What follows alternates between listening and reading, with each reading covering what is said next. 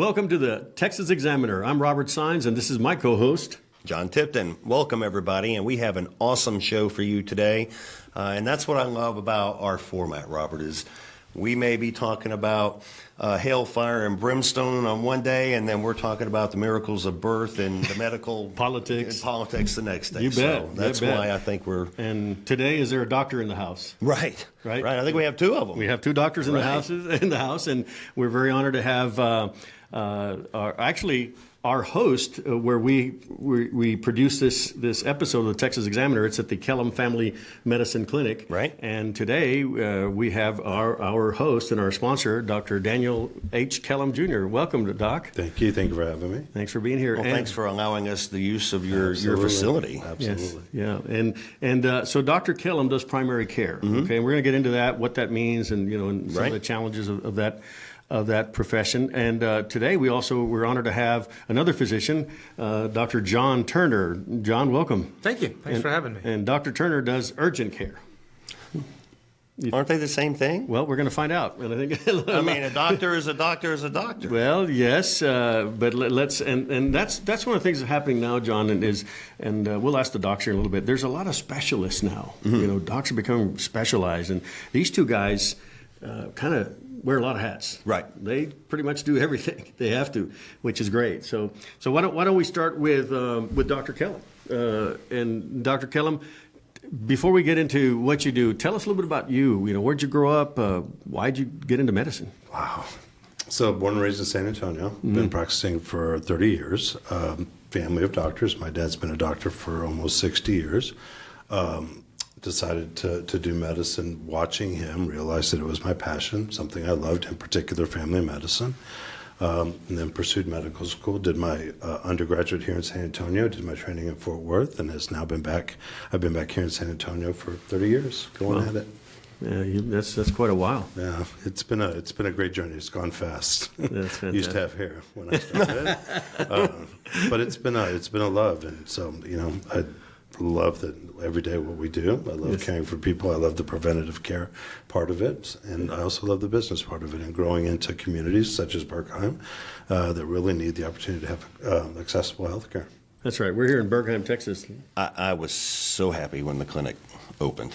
Yeah, we had to go 15 miles in any direction to find a doctor, right? It was nowhere quick. Right. Now we have Dr. Kellum here. Thank you for sure, setting up post here. In fact, I remember I asked him to come here to Bergheim, I don't know, a couple of years ago, and we drove up here, and he looks around, and I was worried because there's nothing out here, from at least it looks like it. But did we have the stoplight at least? No. We had this, Okay. but he saw them. He saw the vision. I didn't have to really, and we're going to talk a little bit why. Well, you saw the vision early because Right. everybody sees the vision now. Right. You saw it early. Distinct exactly. difference. Exactly. And also, Dr. Turner, you're here in Bernie, Texas, and tell us a little bit about yourself and what got you into medicine. So I started out from a family of lawyers and thought about maybe going to law school, and then very quickly nixed that, liked the science idea of stuff, and so went into medicine and did my training in Texas to start with, undergrad, and then went up to New York for a while, and then came back, and then got my residency in Austin and did that. And then when I finished it, I started out as a faculty member in family medicine, and that was fun because I didn't have to. I had just finished residency, so getting to step into a faculty position, I didn't have to move too far from where I already was. So there was a comfort level there. But then my boss, who more or less became like a second dad to me, up and quit from the hospital that we had the residency program at out in southern New Mexico. And so I was like, well, if he's gone, I'm gone. So what was the quickest, easiest thing to step into to start making money? It was ERs. So I started covering ERs, and I just never looked back. I mean, once I did it, you kind of become, I hate to say it, but you become a little bit of a slave to one, the income that you're making, and then the amount of effort it takes, and credit to Dr. Kellum, to go and put in family practice. It's a lot as opposed to working ERs. You just step in, start working. Are you kind of an adrenaline junkie too in ER? You like the kind of the fast pace? Yeah, there's something about being able to just fix somebody and then walk away, Right. knowing that you fixed them, as opposed to with family practice, it's the long game, right? You don't get an immediate return on what you've done. I mean, you get to see the outcome 20, 30 years later. Sure. So that was fun. And then I decided that, man, I didn't like hospital administration. I never enjoyed my interaction with them. So, ER light is urgent care. So I started thinking, well, I wanted to open up an urgent care. So I started moving in that direction, and I did get one open with a group of some folks there in New Mexico who, crazy partners. I couldn't get away from that fast enough. Sure. And so I moved away from that, and then some guys here in Texas started opening up freestanding ERs. So I thought, well, that's great. Now I can have the ER component, and I can own it. I don't have to deal with hospital administration. So we started doing that, and then decided that we wanted to expand beyond that model because it made no sense to have folks coming into an ER for strep throat and getting a $2,000 bill. So we started adding urgent care. And now that's really where I've kind of stayed, is urgent care. That's great. And before we go to Dr. Kellum again, I just want to mention and plug Dr. Turner, because Dr. Turner is also coming into Bergheim, and you're hearing it first, folks. Yes, he's going to come in here and set up his urgent care here in the next. We're airing this show sometime in the beginning of May, and You're putting me on the spot. Sometime in May. That's pretty good. and Dr. Turner will be here probably by June or so. That's the target. So we'll have Dr. Kellum here with his primary care and other services like OB-GYN and aesthetics, but also now we'll have an urgent care. So folks, it'll be right here in Bergheim. Yeah. Huge blessing. Thanks to both these gentlemen. So I wanted to. That's a lot of resources and personal time and investment. I think people forget sometimes. They automatically think they're physicians and, they make all this money, and they forget that there's student loans and there's overhead for all your facilities. Right. And, for somebody to be passionate enough about what they do for a living and caring for people to spend those types of resources. Sure, exactly. I thought, was that my belly? I thought I heard a voice. It's been talking a lot the last few shows. Yeah. But so thank you, both of you, for doing that. Yeah, Sure, absolutely. So, Dr. Kellum, I also want to mention that you were a basketball star back in the day, weren't you? Star is an interesting word. Here, a local celebrity. I played at Central Catholic. Our team won the state championship. Happened to be an all-state ball player. Went and played at St. Mary's University. Right on. Back when shorts were short, socks were long. Yes. Back in the day. I remember. But it's been a while. Oh, for good, sure. good. So you haven't thrown some hoops in a while, huh? You know what? No time. It's dangerous. Now that we have an urgent care, though. Oh, now you taken can care of. Good, Maybe. Good. Doc, tell us about primary care. I mean, talk to me like a 3-year-old here, because I know for you guys, it's second nature. But what is primary care or family medicine? That's a good question, and that's been an evolution over 30 years that I've been practicing medicine. So when I first started, primary care was, basically urgent care and family medicine mix. We would take care of flus and streps and broken bones, and we would take care of kids and adults, and did all the things that one would imagine a Marcus Welby, for example, would be doing on TV.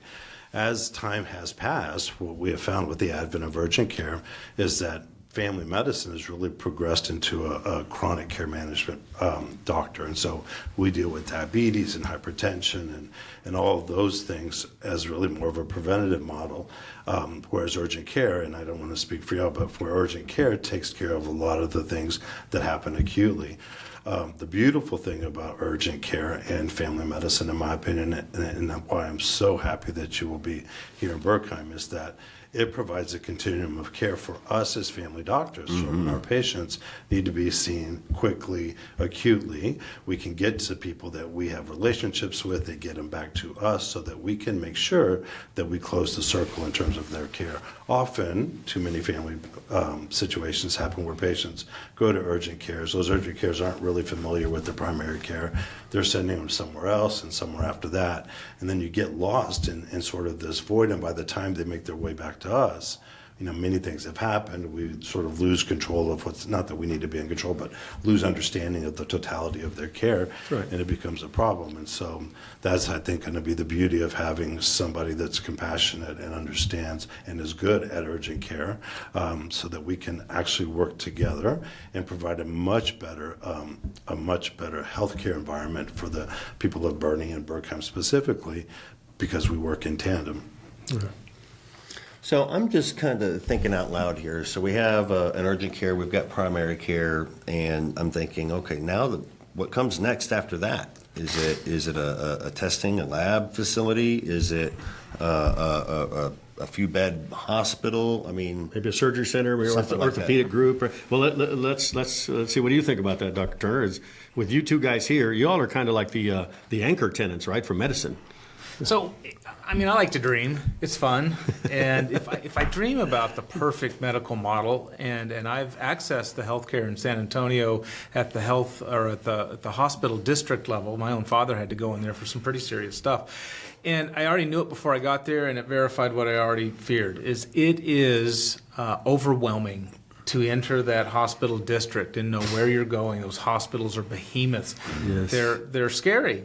And so I like the idea of approachable, community set up medicine where you can walk in and you know that, all right here's the family medicine clinic. It says so, it's easy to get into. I park my car and I'm a few Right in the steps front. away from the front Yeah. door. Same thing next door, if there was an urgent care, then you would have that.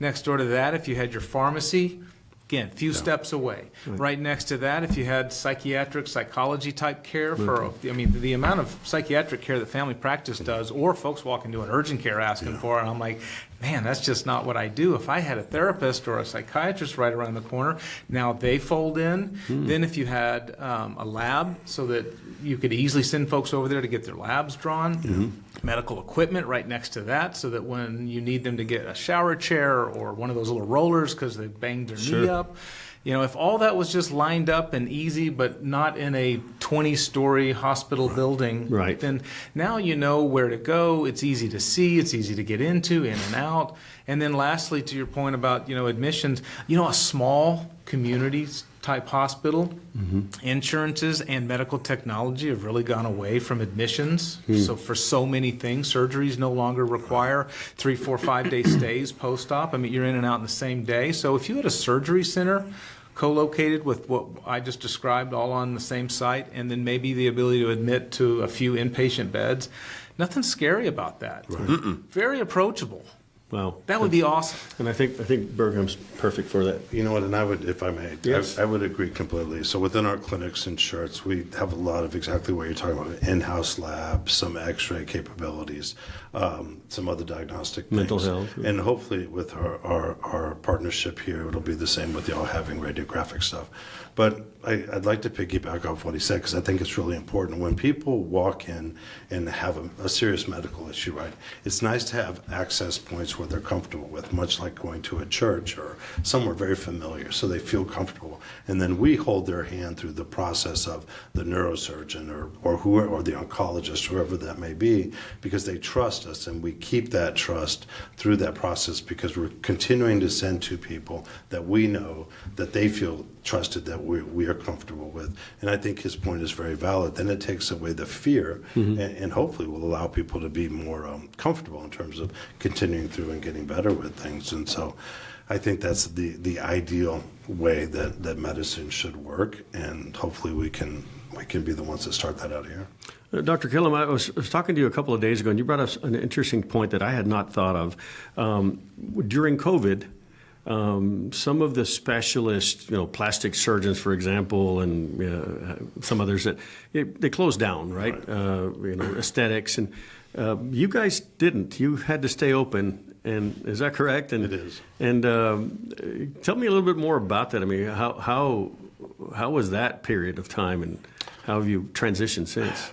From a medicine side and a business side, and John could speak to this equally as well. I mean, it's, from a business part, it was difficult understanding what needed to be done. From a practice standpoint, it was a deluge of sickness that was coming at us. And we had really, at least my opinion is that we really had no idea of what we were dealing with, and then guidance to how we're dealing with it. And so it was like fingers in a dam, quite frankly, just trying to make a difference. And it was patient after patient. And for us, we'd close, we'd have lines around our clinic where we were out examining people in cars, head to toe in gear that was hopefully protecting people. But this was, as we remember, through the very initial variant, which showed to be very problematic. Subsequent variants have really calmed down in terms of death and all of that, and hospitalizations. But the initial one, there was more than 1 million people that died. And so it was both scary in dealing with that particular situation because we did not know,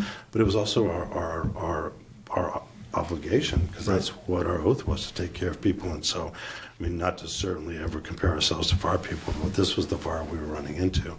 And, you know, I think a lot of us did a very good job once it got out of the hospitals into, you know, preventative and being able to have tools to treat with Paxlovid or immunotherapies or things like that.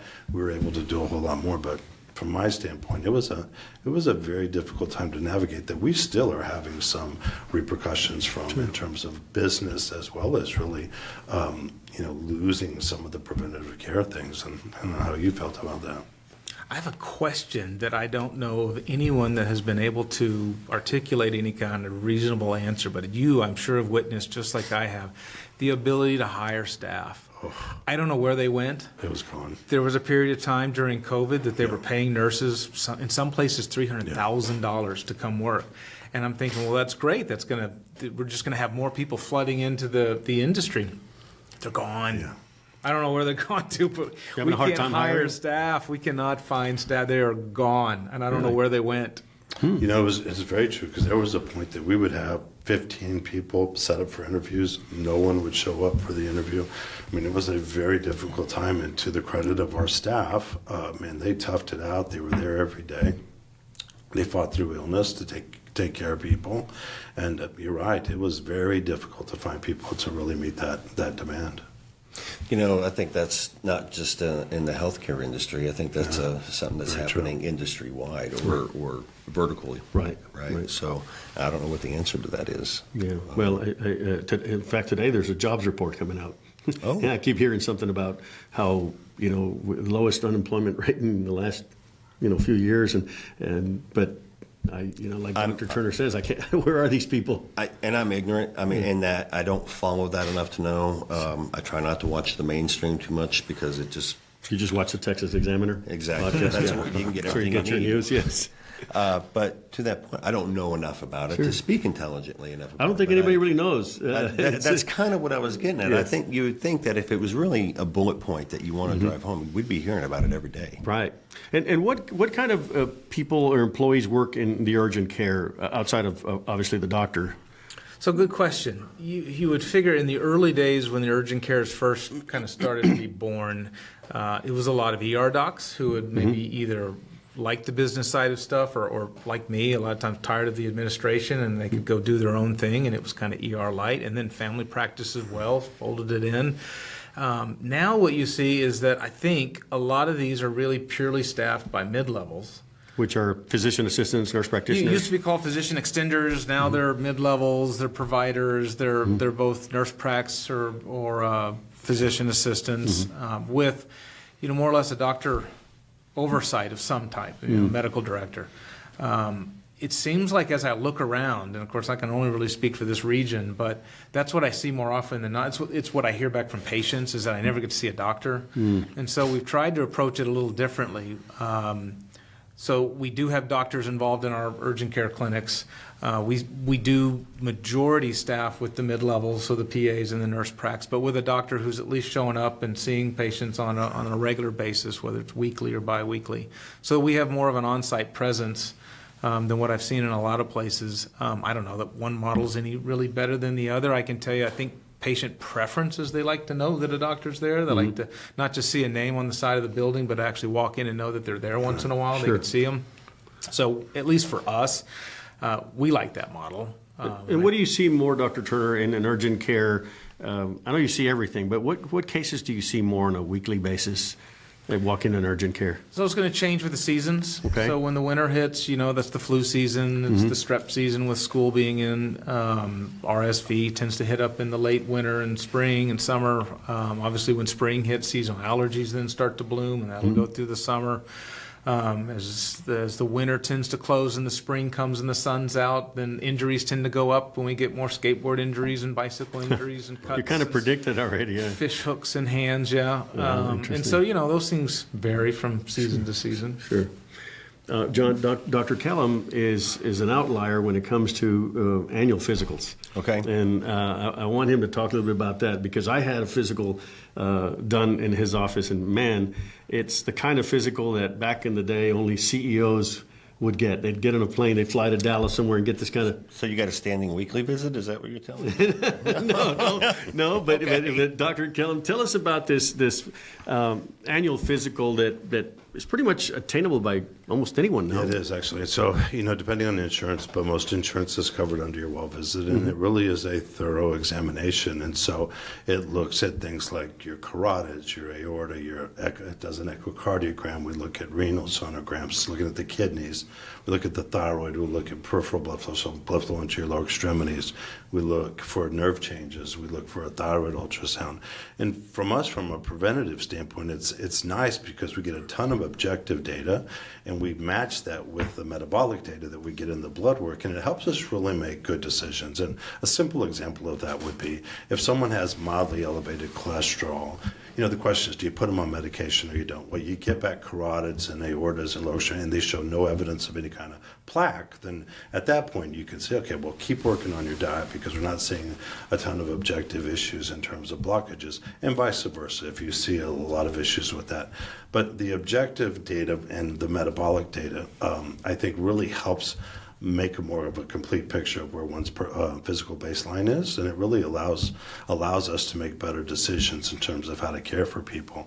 And these are physicals that are a $0 copay for most individuals, which is nice, but everybody deserves that, right? That's not something that just CEOs should get because we're the CEOs of our families or our friends, and we need to be around to take care of people. I know if something happens to you or something happens to me, there's a lot of people that get affected with that. And so, we really push for completeness because in completeness we create prevention, and in prevention that's really where we get the outcomes that we really want. And so that's what I think the beauty of these. Well, and I think what I found fascinating, Dr. Kellum, is in my history, I'd go to a doctor before I started seeing you. Of course, I go to a doctor, they do blood work, and I see the doctor for maybe 30 minutes or so, and that was it. Yeah. Weight, blood pressure. But your exam is almost a 2-hour evaluation and head to toe, right? It is. And it doesn't cost any more than going to some doctor just does blood work. And it's an evolution of medicine, right? So we as a practice always like to be on the cutting edge of things because I think it's really important, because if you're not, then you create stagnation, and then stagnation I think creates laziness, and that's when you miss things. And so, we look at it always from a patient perspective to see what can we do to get the most information for the best care possible. And then, I think in doing that, you find these opportunities that really do make a difference for people. And so it is. And the other nice thing about that is that it sets a new bar for people, right? So you come to us, you get that physical, which is awesome. You go to another doctor and you get the traditional old physical, and then they feel like, okay, well, that wasn't quite as complete. And so, it's helpful because it's a separator. That differentiator, I think, is very important. Sure. But it's also, very, very helpful in terms of just understanding your health. What do you think? Cash pay. Working on that right now. So cash pay is about $900 when you get something like that, which is not obtrusive by any means whatsoever. But certainly, if we work on certain insurances that cover it, that's a much better thing. But insurances, as you know, is a hated world when it comes to physicians because of a variety of obstacles. But those physicals used to be like $5,000. Right. And that's kind of why, there are people, and myself included, I've got the VA, so I don't have necessarily the same type I don't have Blue Cross and that type of insurance, of course. You're not missing anything. Right. But my wife, working for the school district, she's covered, and thankfully, Kellum takes that insurance, so we're very fortunate in that respect. Good. But a guy like me, there's a lot of us out there that just don't have insurance for whatever reason, or the VA in some cases just aren't as thorough or listen. They're more reactive than preventative medicine, is that right? It's definitely, I think, I consider going to the VA myself, and I'm not knocking the VA as an institution itself. I think we've got challenges in there, and veterans run into it daily. Sure. And so it's kind of like, I'm going there to get a Band-Aid, but I'm not really getting treated. Gotcha. It's more like check the block. Yeah. So I that's nice to know, because guys that have to do cash pay, they got to think about it and program it into their budget so it's ready. And not everybody has $900. I want to take this opportunity to tell our viewers that I've seen, working alongside some of these doctors, I've seen a change. Back in my day, if they didn't take your insurance, you just didn't go see that doctor. You never thought about, well, maybe I'll pay cash for this. But then I'd go to the discount tire or some tire shop and pay $2,000 for my truck tires. Or I'd go buy a $2,000 suit, but I wouldn't want to spend a couple $100 on myself. No. And that's changing. I think this new demographic or people, would you say, Dr. Turner, that more people are willing to take responsibility for their health and pay for some of these services? There are certainly enough affluent people in certain regions if you're in one of those. And I'm not just talking about affluent, I'm just talking about just people in general to say, hey, because I know some college kids that go, yeah, I don't have insurance, but I'm going to. Well, where I was going to go with that is that back to the idea of COVID, when it hit, all of a sudden, the government was subsidizing a bunch of care. Oh, yes. And that was really not long after Obamacare got passed. And so It was a great one, wasn't it, Obamacare? Yeah. So what I started seeing was a perception, an idea of, as patients came in, that just things were going to be taken care of. Right. That the government was taking care of it. They're like, oh, well, this is just taken care of. It's paid for. I'm like, that.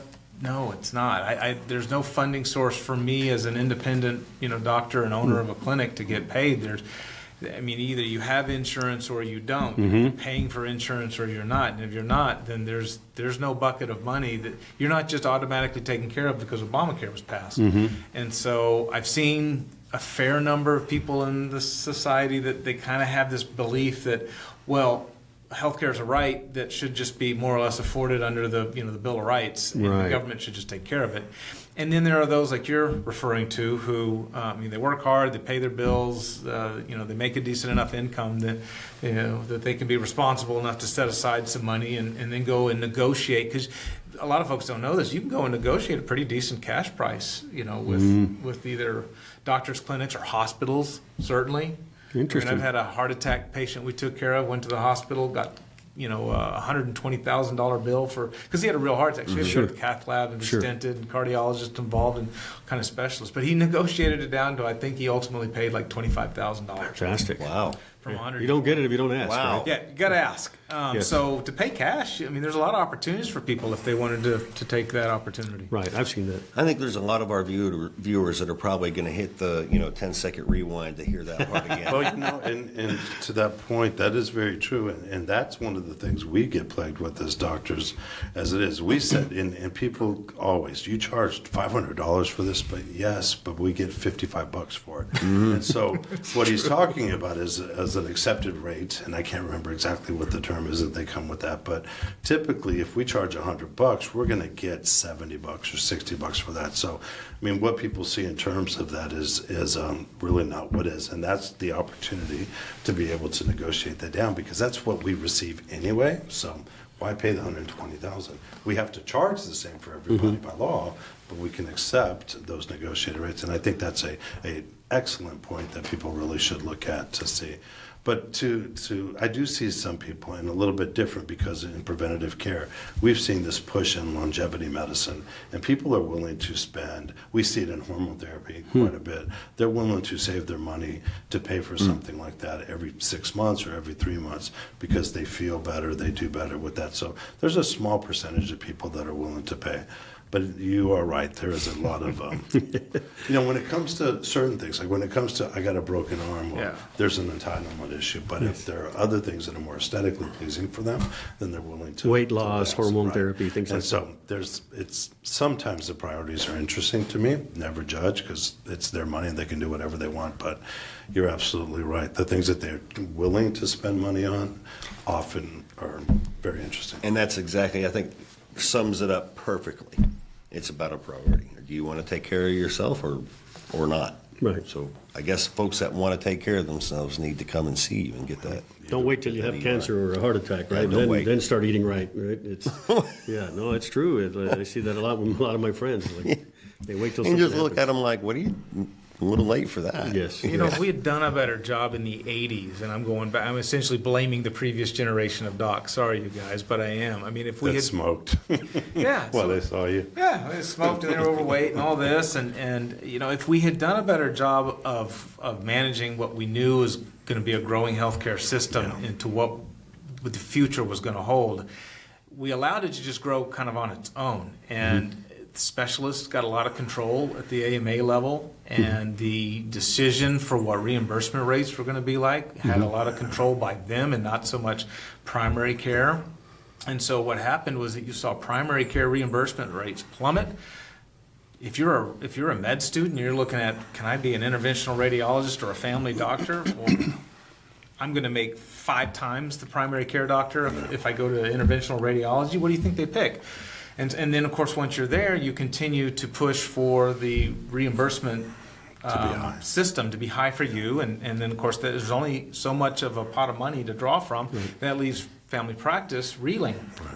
That's starting to change now, and they're starting to alter that and give a little more importance to and weight to primary care.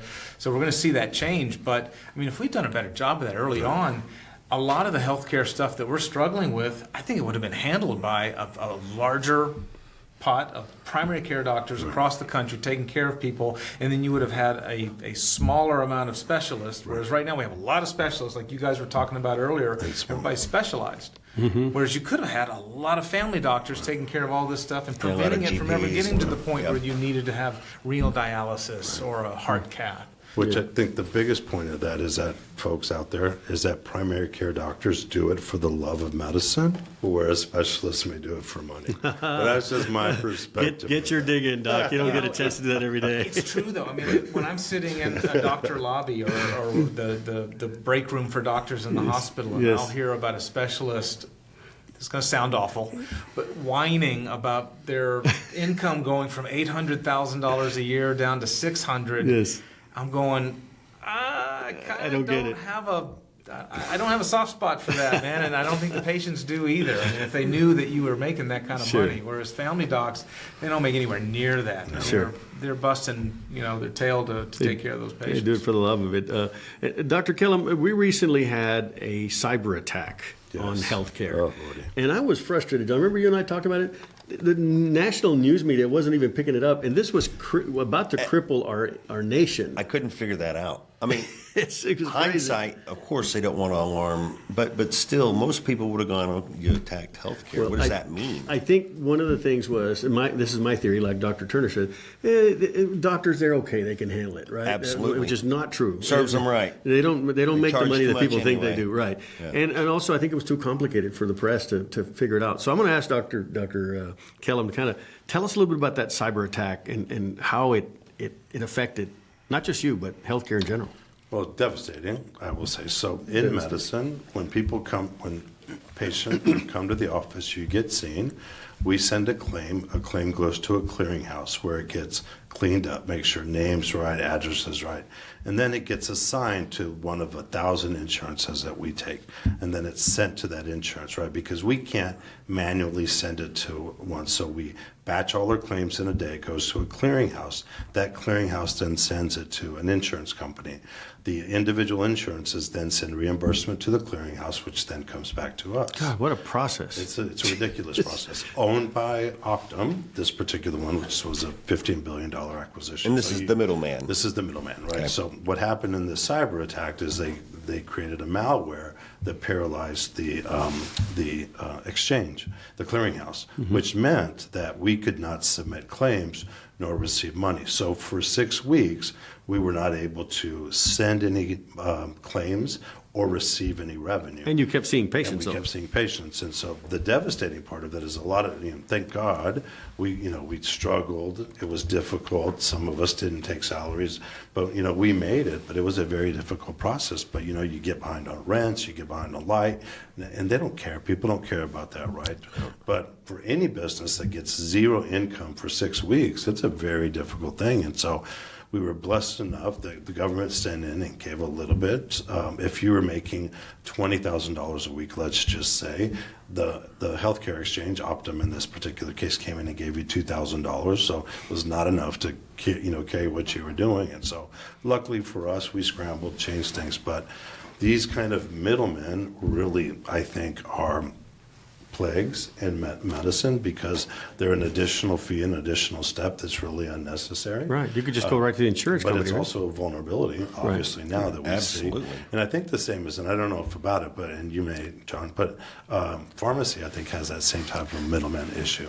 But this cyber attack was really devastating, at least for a lot of It was private Russians, right? A Russian group. that I don't know. Yeah, that's what I read. Yeah. And I was just fixing to bring that up. And I actually have a concern because now we're talking about critical infrastructure protection. Yeah. And I'm pretty well versed in the process and all the pillars and, used to do force protection Yes. for a living, right? Yes. So when it's simple enough to just plant a malware in a middleman, my military mind kind of takes over and I'm like going, where are your vulnerabilities, right? And to your point, number one, it is a vulnerability. It's more exposure. Your exposure is increased. Number two, you're increasing the cost. So it sounds to me somewhere there's been some legislation or back scratches or whatever that's taken place to make sure that that middleman stays where they're at.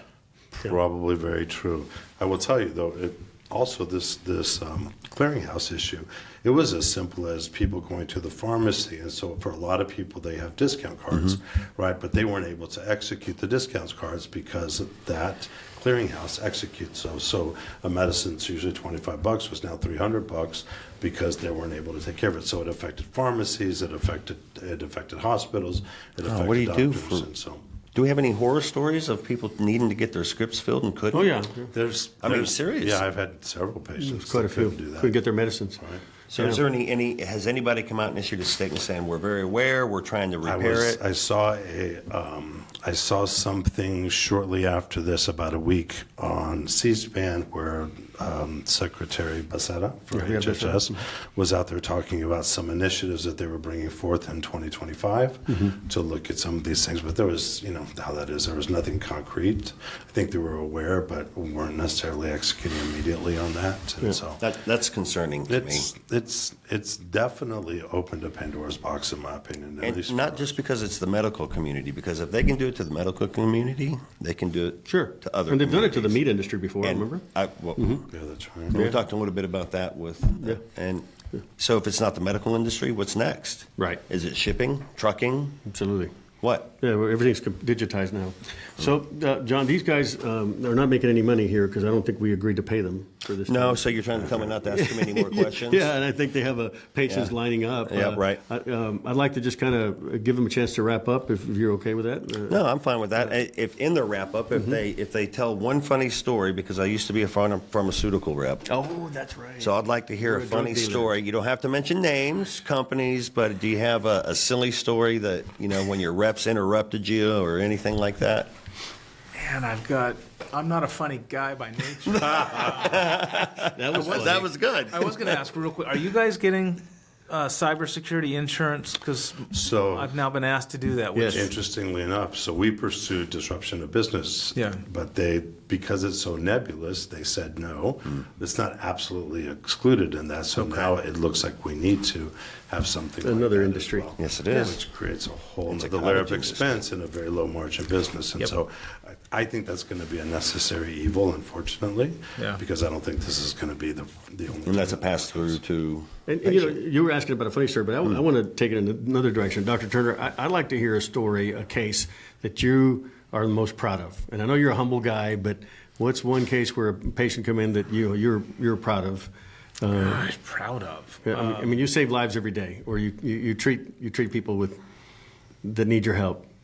I think you take it for granted. I guess if I threw one out there was one where, so when we first opened a freestanding ER in Lubbock, and freestanding ERs get a pretty bad rap. They've gotten some pretty bad press, sometimes deservedly, but we tried to not be one of those kind of ERs when we opened up.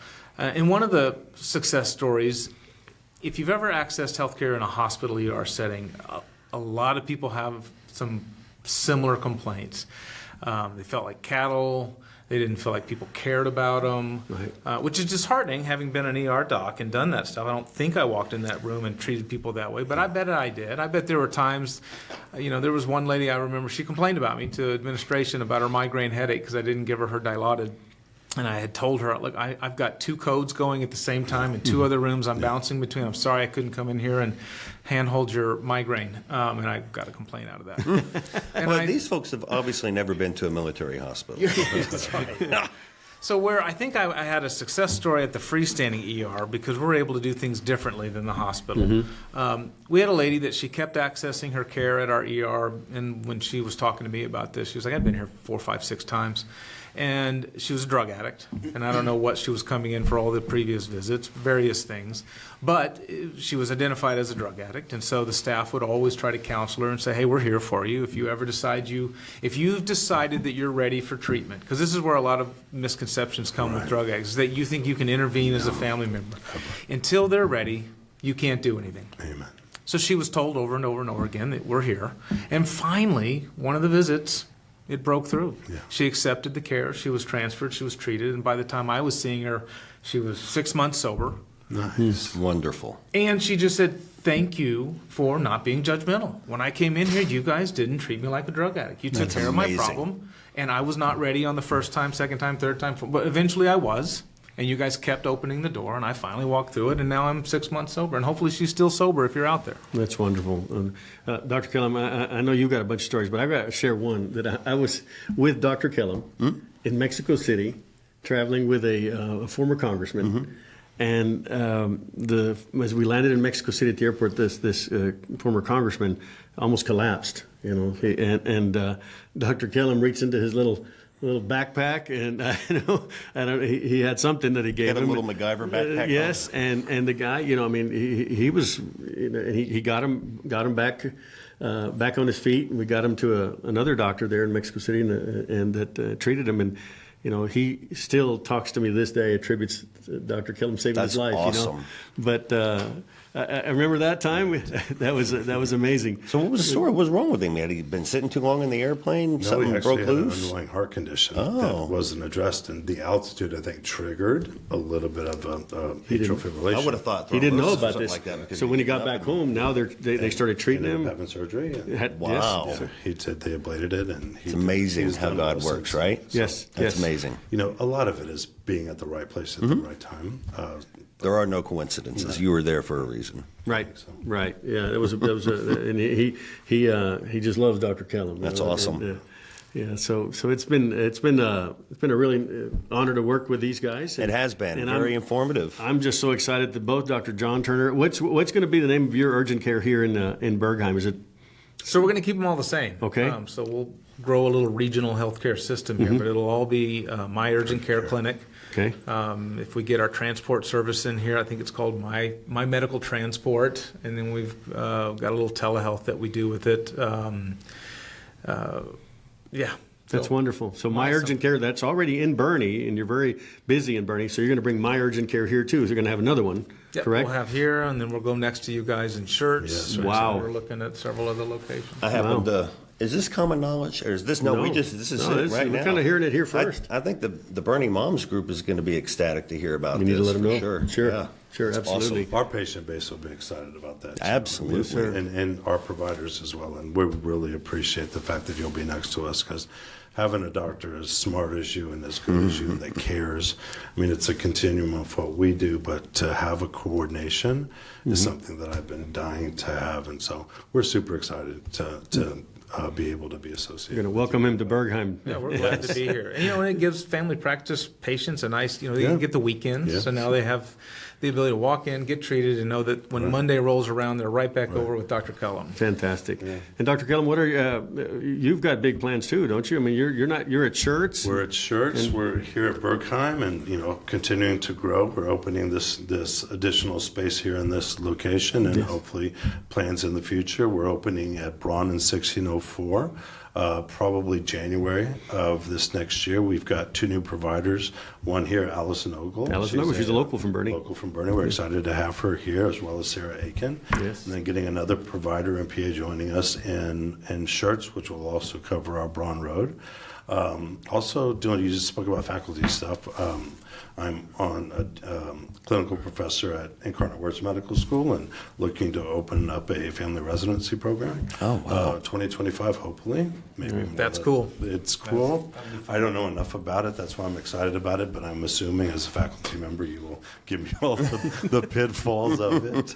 But no, we're here. We need to get more primary care doctors. We need to get more primary care people to the communities, just like you were talking about, John, so they have access that's simple and easy and really drops their guard and allows them to be comfortable.